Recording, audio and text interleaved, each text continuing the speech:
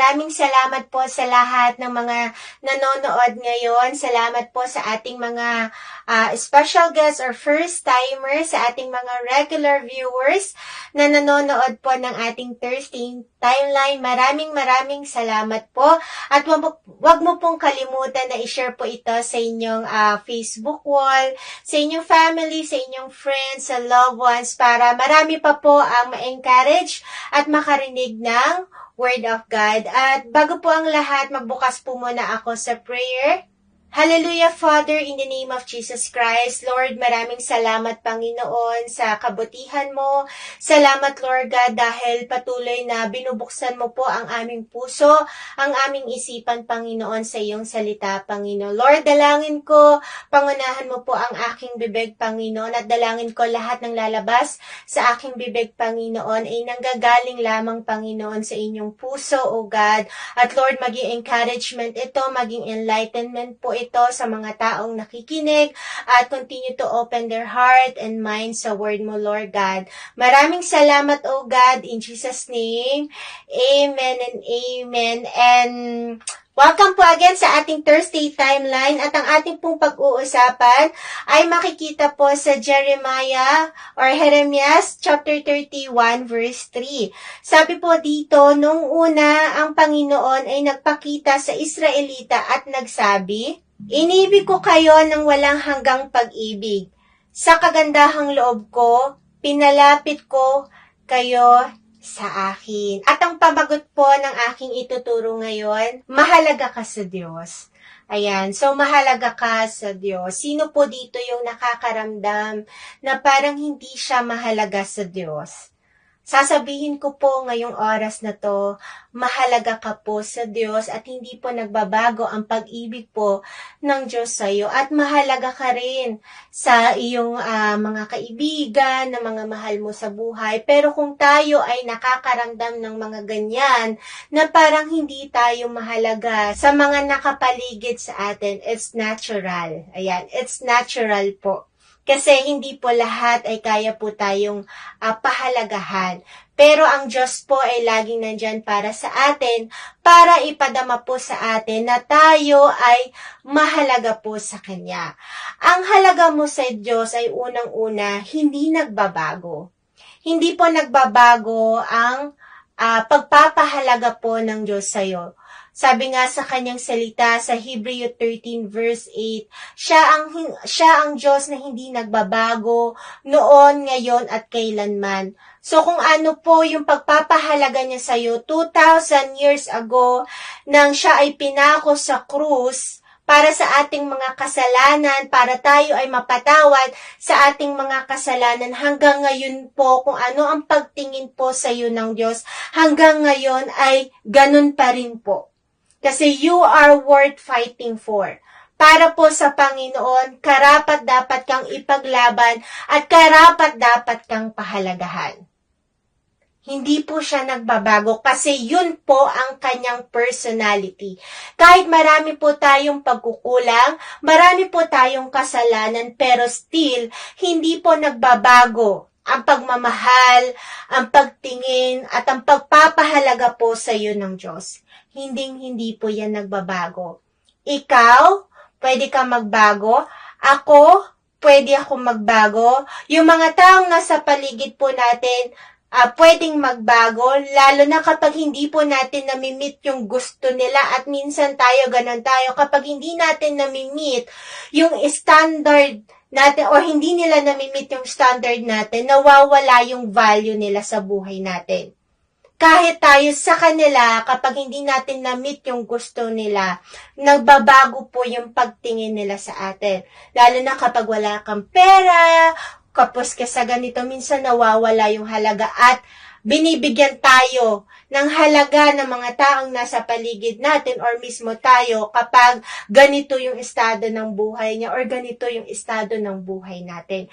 Pero sa Diyos, kahit anuman po ang kalagayan mo ngayon, kung ano man ang kalagayan mo ngayon, hindi po nagbabago ang pagtingin ng Diyos sa iyo.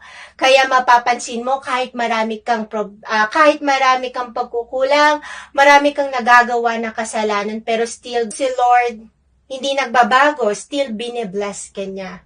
Pino-provide niya lahat ng pangangailangan mo. At kahit tayo, nagbabago tayo yung pagtingin natin sa Panginoon. Pero si Lord, hindi nagbabago pa rin ang pagtingin niya sa atin. Kasi yun siya. Siya yung Diyos na hindi talaga nagbabago. Ipinapakita lang niya sa buhay po natin na siya po ang ating Diyos, siya po yung ating Ama, na siya lang talaga ang hindi kayang magbago. Ang panahon nagbabago, ang oras nagbabago, lahat ay nagbabago, pero ang Diyos kailanman po ay hindi talaga nagbabago. You are worth fighting for. Kaya patuloy na pinapadama ng Diyos sa iyo yung pag-ibig niya kahit marami kang pagkukulang. Kasi nilalaban ka po ng Panginoon. At baka, or pupwede yung pagtingin niya sa atin na hindi siya nagbabago. Yun ang magiging way para mas lalo tayong lumapit sa Kanya. Mas lalo po tayong lumapit po sa ating Panginoon. Sa buhay ko, dumating din po ako na talagang nagbago po ang pagtingin ko sa Diyos nung umpisa, nung kalahati, na nung nagsisimula ako sa faith ko, grabe po yung pag-ibig ko sa Panginoon. At meron talaga akong standard pagdating ko sa paglilingkod sa Panginoon. Pero dumating din talaga ako sa time na nagkulang ako, nagkasala ako. Pero ang nagtayo po sa akin, si Lord pa rin po, kasi hindi siya nagbago sa akin. At talagang dun ko na-appreciate yung pagmamahal ng Diyos sa akin, at yun ang naging dahilan para mas lalo kong mahalin ang Diyos sa buhay ko. Diba meron ngang kanta na, ang roses ay natutuyo, pangarap ko'y nabibigo. Diba may kanta nun? Kasi, ano yun? Diba? Di nagbabago ang pag-ibig mo sa akin. Kahit anong mangyari, ako'y mahal mo pa rin. Mula pa kahapon at sa habang panahon, ikaw lamang ang Panginoon. Tama, di ba? Hindi talaga nagbabago po ang Diyos sa atin. So, mahalaga ka sa Diyos. Tandaan mo yan. Mahalaga ka po sa ating Panginoon. Pangalawa, ang halaga mo sa Diyos, may kasamang pag-iingat. May kasamang pag-iingat. Sabi nga sa kanyang salita sa Isaiah 43, verse 2, sabi po dito, kapag dumaan ka sa malalim na tubig, sasamahan kita. Tumawid ka man sa mga ilog, hindi ka malulunod. Dumaan ka man sa apoy, hindi ka masusunog, hindi ka matutupok. Yung halaga mo sa Diyos ay may kasamang pag-iingat. Kasi si Lord, iniingatan po tayo, kaya ingatan mo din po ang sarili mo. Kaya we have the Word of God, we have the church, we have our parents, we have our leaders, we have our fellow believers para maingatan po tayo. Para maingatan po tayo, hindi po tayo mapahamak at hindi po tayo magkamali. Example lang po yan parang vase. Yan, vase. We are the vase. So, yung may-ari, yung bumili, di ba, binili tayo ni Lord sa malaking halaga 2,000 years ago, nung pinako po siya sa krus para sa ating mga kasalanan, binili na po tayo ng ating Panginoon doon. Kaya lahat ay gagawin po ng ating Panginoon para maingatan po tayo. We already receive yung salvation na binibigay niya sa atin at ayaw niya po yan mawala. Diba simula nang tinanggap mo ang ating Panginoon sa iyong buhay as your Lord and Savior, gagawa ng paraan po ang Diyos para maingatan ka. Kaya ingatan mo din po ang sarili mo. Ingatan po natin ang ating sarili. Kasi two-way po yan. Hindi lang po ang Diyos ang mag-iingat sa atin, kundi tayo mag-iingat din po sa sarili natin. So, iingatan natin una sa lahat yung relasyon po natin sa Panginoon para manatili po yung kaligtasan na meron tayo. At tatandaan nyo po, kapag naingatan po natin yung relasyon po natin sa Panginoon, dun po natin mararamdaman or dun po natin mararanasan yung pagpapahalaga po ng Diyos sa atin. Kasi kung wala po tayong relasyon sa Kanya, kahit ano pong gawin ng Diyos sa atin, kahit anong pagpapala na ibigay niya po sa atin, hindi natin yon makikita, hindi po natin yon maa-appreciate. Kaya po, ingatan po natin yung kaligtasan po natin. Huwag po natin to itapon at huwag po natin itong basagin. Kasi grabe po ang pag-iingat po ng Diyos sa atin. Huwag nating basagin yung sarili natin. Huwag nating hayaan na mapahamak yung sarili natin. Kaya nakakarinig po tayo ng mga salita ng Diyos. Kaya patuloy tayong pinapaalalahanan ng ating church, ng ating mga leaders, ng ating mga magulang, para hindi po tayo masira. Hindi po mabaliwala po ang lahat. Kasi po pag hindi po natin yan naingatan, hindi po talaga natin makikita si Lord po sa buhay natin. Yun ang kagandahan po sa ating Panginoon. Andun po yung pag-iingat niya. Andun yung pag-iingat niya. Hindi niya yan pinapabayaan. At tatandaan niyo po yung pag-iingat po ng Diyos po sa atin ay talagang hindi po katulad ng pag-iingat na ginagawa po ng tao. Hindi po katulad ng pag-iingat ng mga mas matataas po sa atin. At hindi po yan kayang ibigay po ng mundo, yung pag-iingat na binibigay po ng Diyos sa atin. Kasi ang mundo, ang kaaway, gusto po niya mapahamak tayo, masira po yung buhay natin. Mawala po yung original design na binigay po sa atin ng Panginoon. Ayaw niya bumalik tayo doon at ayaw niya magkaroon tayo ng image ni Lord. Kaya gagawin po lahat ng kaaway ng mundo para sirain po tayo. Pero magpaingat ka lang po sa Panginoon. Hayaan mong ingatan po tayo ng Panginoon. Okay? Kasi alam mo ba yun? Dahil mahalaga ka sa Diyos, ayan, at mahal ang halaga mo sa Kanya, andun yung pag-iingat niya. Grabe. Diba? Mapapansin mo, maiisip mo, may mangyayari na sa'yo na hindi maganda, pero God preserves you. Pineserve ka ni Lord. Diba? May mga wrong decision ka, pero isang iglap na tauhan ka kasi iniingatan ka ni Lord. Kasi ang mundo, ang gusto niya sa atin, talagang magdesisyon po tayo agad-agad eh. Pero po, ang salita ng Diyos, ang Lord po sa buhay natin, ginaguide niya tayo in spirit and in truth. Okay? So, ang halaga mo sa Diyos ay may kasamang pag-iingat. Pangatlo, ang halaga mo sa Diyos ay magpasawalang hanggan. Sabi nga sa John chapter 3 verse 16, "For God so loved the world that He gave His only begotten Son, that whoever believes on Him shall not perish, but have eternal life." So, tandaan mo, wala pong halaga ang buhay mo kapag wala ang Diyos po sa buhay mo. So, yung binibigay po na pagpapahalaga po ng Diyos sa atin ay pang-eternal. Magpasawalang hanggan, yung kasama po natin siya. Kaya 'di ba kanina sa pangalawa po natin, nandun yung pag-iingat ng Diyos. So andun po yung pag-iingat ng Diyos para hindi po mawala yung kaligtasan na meron tayo at kasi gusto niya, makapiling niya tayo. So yung pagpapahalaga ng Diyos dahil mahalaga ka sa Kanya, gusto niya nakasama ka niya palagi. Hindi lang yung kapag namatay tayo, pupunta tayo ng heaven. No, kahit nandito po tayo sa earth, nandito po tayo sa lupa, maranasan natin, maramdaman po natin, at ma-enjoy po natin na kasama po siya.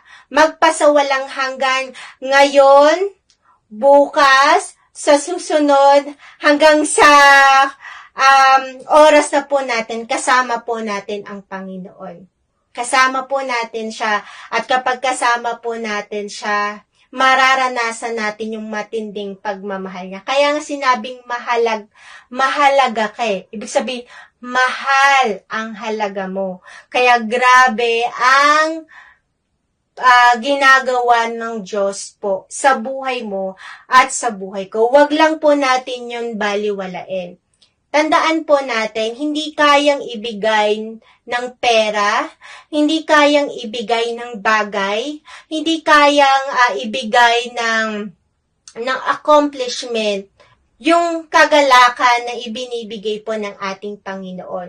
At huwag mo rin kunin or wag mong kunin ang halaga mo sa bagay, sa accomplishment, or sa kung ano paman, dahil lahat po yan ay walang halaga sa Diyos. Lahat po yan ay walang halaga sa Diyos. Lahat po yan ay temporary lang po. Kaya nakakaranas po tayo na kahit meron na tayo nito, ganyan-ganyan, pero still, may kulang pa rin. May kulang pa rin. Tama ba? Kaya tanggapin mo lang yung pagpapahalaga ng Diyos sa'yo kasi napakahalaga mo sa Kanya. Napakahalaga ko sa Kanya. At wag natin sirain yung sarili natin kapag hindi natin naranasan na pahalagahan po tayo ng ating mga kapwa. Wag po natin sirain or wag po natin pababayaan yung sarili natin dahil meron kang nagustuhan, tapos hindi ka nagustuhan, gagawin mo, sisirain mo yung buhay mo. 'Di ba? Gusto mo lang ma-appreciate ka ng tao na to, pero hindi ka na-appreciate, nilugmok mo naman yung sarili mo. Tandaan mo, meron pong isa at tunay na nagpapahalaga at nagmamahal sa'yo, at yun po ang ating Panginoon. Yung binibigay po ng tao sa atin na pagmamahal at pagpapahalaga ay hindi po katulad ng sa ating Panginoon.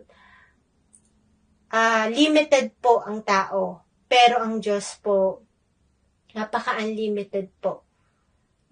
Yung love niya sa atin is unconditional talaga. Hindi kaya ng words ko kung paano ma-explain yung pagmamahal at pagpapahalaga na ibinibigay ng Diyos po sa atin. Tanging ikaw lang po ang makakaranas niyan or makaka-explain niyan kapag naranasan mo po, kapag tinanggap mo siya sa buhay mo at binuhay mo yung relasyon mo sa Kanya. Katulad po ng sinabi ko kanina, kapag meron lang tayong relasyon po sa ating Panginoon, the more po nag-grow yung relationship natin sa Kanya, mas lalo po natin nararamdaman yung love niya po sa atin at yung worth natin sa Kanya at kung ano po yung value natin. So, tandaan mo, you have value. Huwag mong isipin na wala kang kwenta. Huwag mong isipin na hindi ka kapansin-pansin. Hindi, meron kang value sa harapan ng Panginoon. Kailangan lang po natin bumalik sa Kanya. Kailangan lang po natin bumalik po sa ating Panginoon. Patuloy natin ipaayos po yung sarili natin sa Kanya.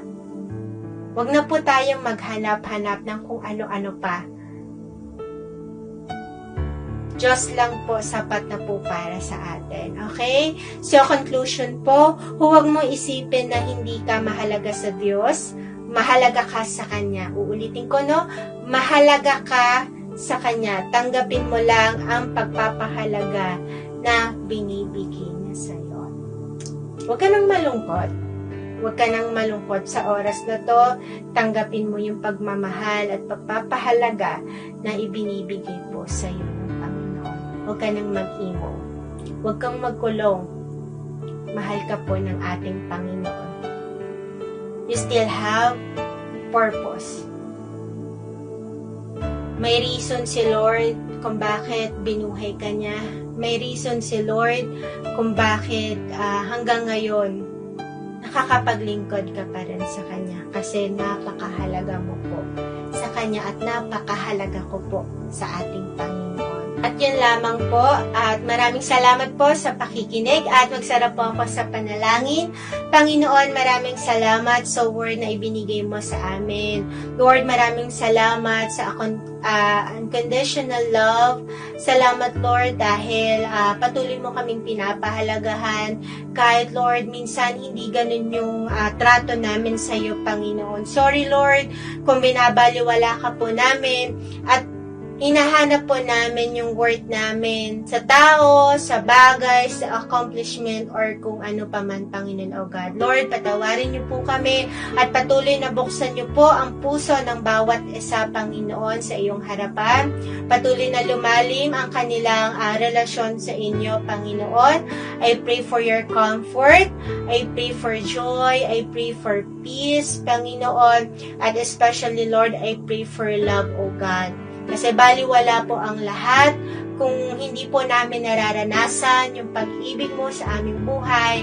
Dahil Lord, hindi po namin kayang mag-express, hindi po namin ito kayang iparamdam sa iba kung kami mismo ay hindi namin ito nararamdaman, Panginoon o God. Kaya Lord, nagpapasalamat ako sa iyong salita. Maraming salamat po, Lord, in Jesus' name. Amen and amen.